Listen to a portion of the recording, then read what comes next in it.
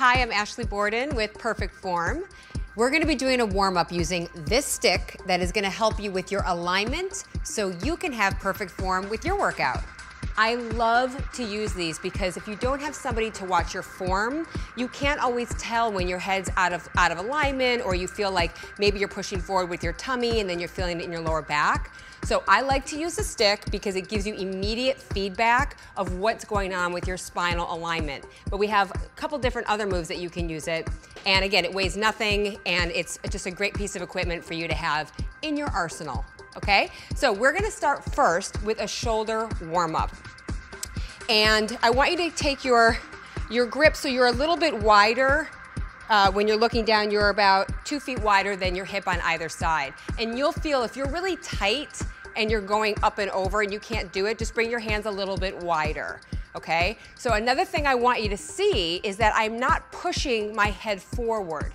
So when I'm stretching to the side, I'm keeping my head in line with my spine and I'm not releasing my hands. You want to keep that grip, okay? And you're going to do that about 10 times, okay? And I want you to feel that deep stretch into your biceps, and you can feel it into your chest, okay? So it's a great way of warming up that whole upper shoulder harness, and you can do about 10 reps. And again, if it's too tight, you can bring your hands a little bit wider. Okay, next one is a split squat. So again, I'm gonna take that position that I showed you guys before. You want your feet to be about hip bone width apart to start. You're gonna take a big, gigantic step back. So when I'm starting from here, my weight's on my first and second toe, my tushy's tight, my knee's slightly bent, and my weight is in my front heel, okay? You want it in your heel so you connect to your glute. If your weight's in the ball of your foot or it's in the midfoot, you're gonna feel it in your knee, okay? So I'm starting from here with my alignment. I'm gonna drop down, squeezing the glute, and then all the way up, okay? So you'll notice if your head's here, that's actually shortening your spine. So I want you to keep your spine long. You're gonna keep your chin slightly tucked, down and up. Keep that glute tight when you're dropping down, all the way up. And I would say you wanna do 10 on each side, really squeezing that glute, and all the way up. Very nice. Okay, so now I wanna move to a side lunge with a single leg squat. Same thing with the position of your stick. I actually like you to kind of change your hand grip. So if it feels tight on one side, you can change up your grip. Okay, you're gonna start with your feet together. So a side lunge, an active side lunge. When you're going to the side, let me break down the movement for you real quick. You wanna feel like your weight is on the outside edge of your heel. Outside edge of your foot and your heel. You're squeezing your quad, and your visualization is that it's wrapping out. So when I'm sitting back in this glute, I feel a deep stretch in my adductor, and then you push up to center, okay? So using the stick, you can't cheat with your alignment. So you're gonna sit to the side, and I'm pushing up, and then a single leg squat, I have just a little bit of weight based on my back toe.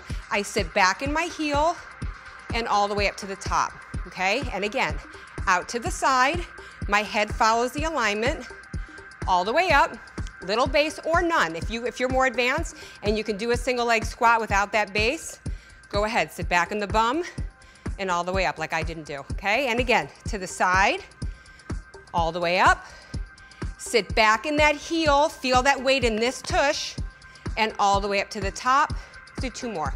Out to the side, my weight's in my heel, all the way up, sit back in the tush, belly button in, and up, last one. Out to the side, my weight's in my heel.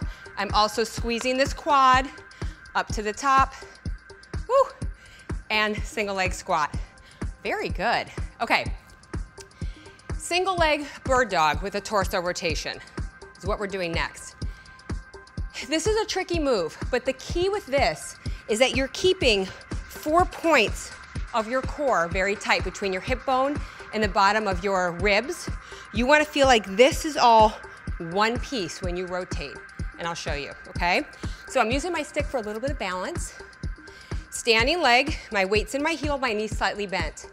I'm gonna extend my back leg all the way back, and my foot's gonna feel like it's slightly pigeon-toed to start, and my core is really tight. From here, you're gonna drop that hip bone in, so you'll feel a stretch and a connection to that inner thigh of your standing leg, and then I want you to rotate all the way open with your torso.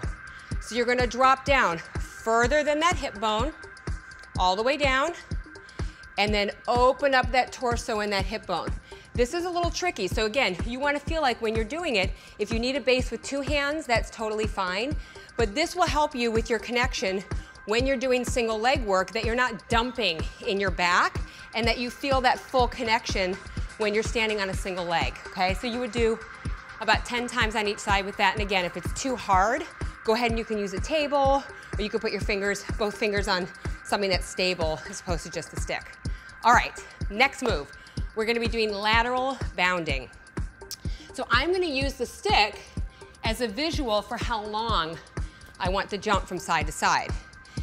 Now, a lot of times with the lateral movements, a lot of people pull off their standing leg and then they just jump with just abandon, okay? I want you to feel connected to the movement and understand where you're pushing from.